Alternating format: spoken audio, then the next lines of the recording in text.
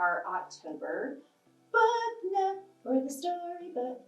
Sorry, you get a song this month. So some of the newest titles here in the library that I'm excited to share.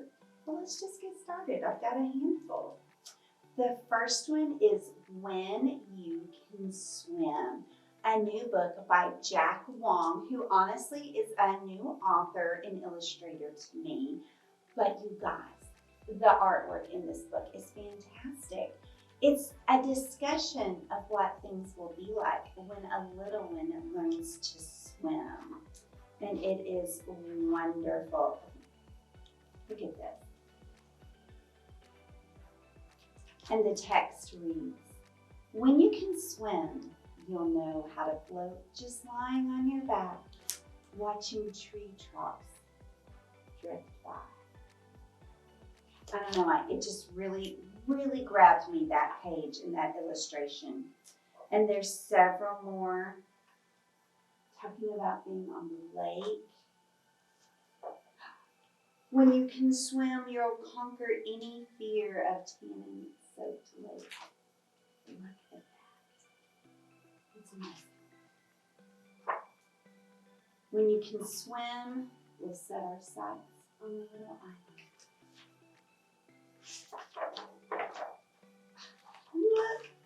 Look at the way he draws those white caps.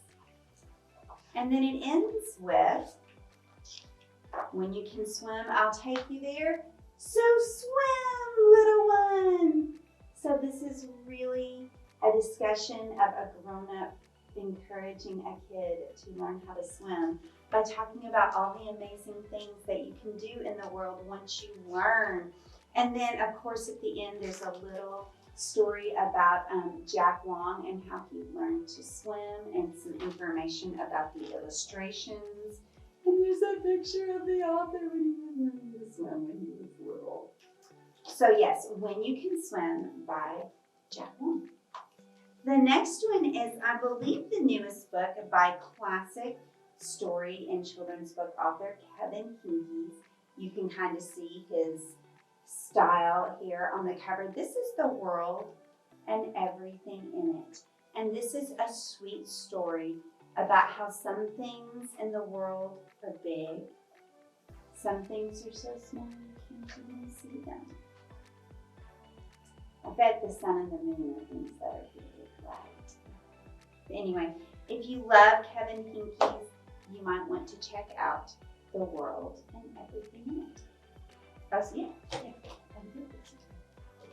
This is a precious book as well.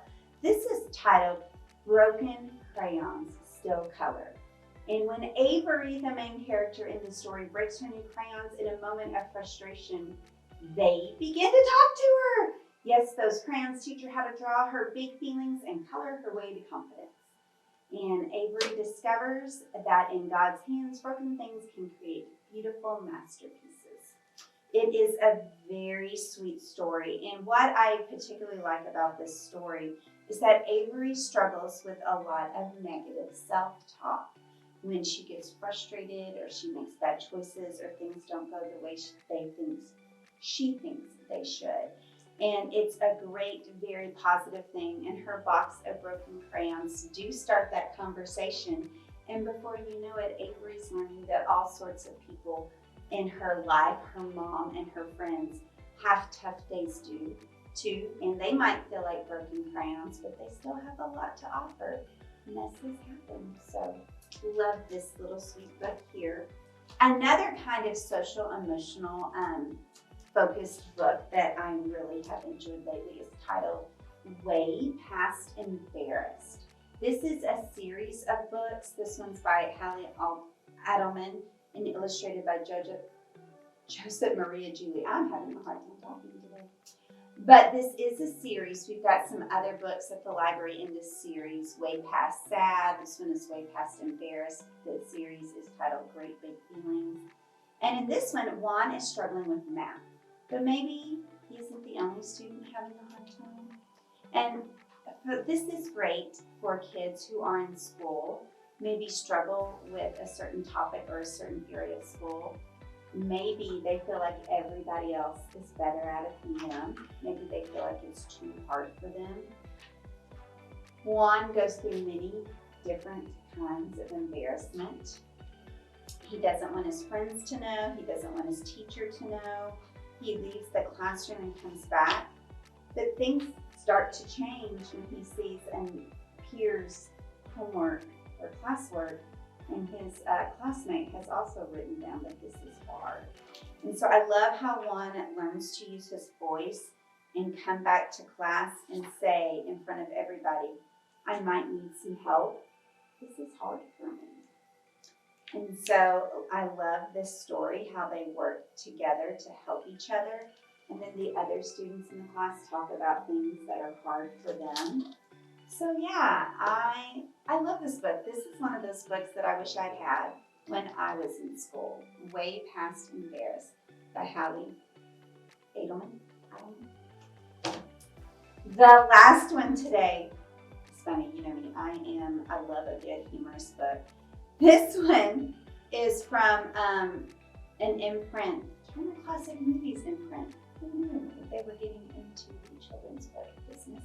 But this is titled Kid Noir, which I think may be the series, but Kitty Farrell and the Case of the Marshmallow Monkey.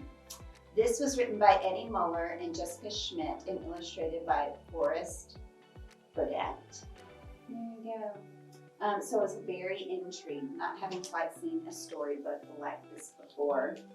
And there is a hard-boiled cat detective named Kitty Farrell who combs the city on a hunt for best buddy Mitch the Mutt and a missing candy-crusted confection. So there's lots of homages and some subtle references. So if any of the grown-ups are fans of film noir, you'll have plenty here to catch your attention. The story is sweet. The illustrations are fun. And another neat thing in the back is a little one-page description, you know I love back matter, of what film noir is. So I'll be interested to see if this is a successful enough book that they keep pursuing this series or not. And it is so much fun that this is going to be the cozy story time for October as well. Thank you for joining me. Thank you for being interested in storybooks and specifically storybooks that you can find at the Faulkner County Library. And I'll see you next month.